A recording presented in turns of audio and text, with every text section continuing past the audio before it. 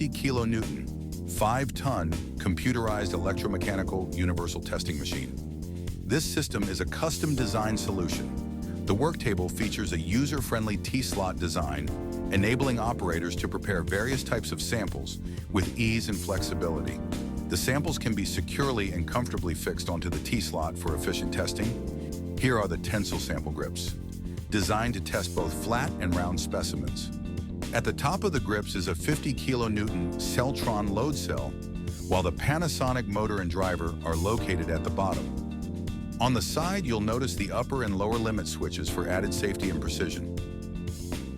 Here are the two metal blocks.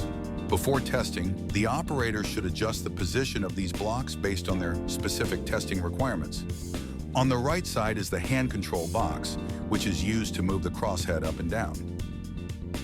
Here you can see the computer and the testing software, which form the measurement system. Now we will proceed to test a specimen, a round bar.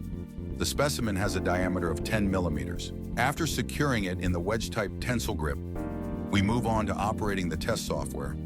First, we select the appropriate test type. For this demonstration, we will choose the tensile test. This sets the test mode to tensile. If the operator needs to perform a compression test, the mode must be switched to compression. Next, select the applicable load. The system offers a maximum load of 50 kilonewtons and a secondary subload cell with a capacity of 2 kilonewtons. For this test, we will select the 50 kilonewton option. The Stop When Destroyed feature is highlighted in yellow. First, click New to import the sample information. For example, this sample is a circular specimen with a diameter of 10 millimeters. The cross-sectional area is calculated automatically. The term low refers to the gauge length of the sample. Click OK to confirm. Before starting the test, you can click 0 displacement and 0 extension to ensure accurate measurements. Then click the button to switch to control mode.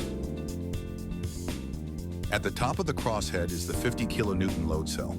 If the operator wants to use the 2 kilonewton, 200 kilogram small load cell, it can be easily mounted by attaching the S-type load cell to the grip. To perform a compression test, simply replace the test grips with those designed for compression testing.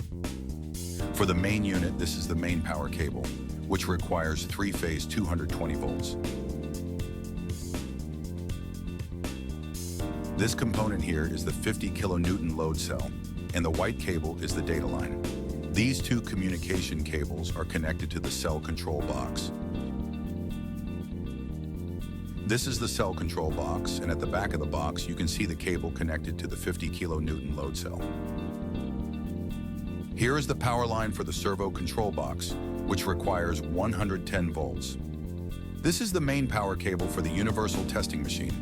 The cable labeled PE serves as the earth ground line, while the 3 live lines are labeled L1, L2, and L3. The power supply is 3 phases, 220 volts,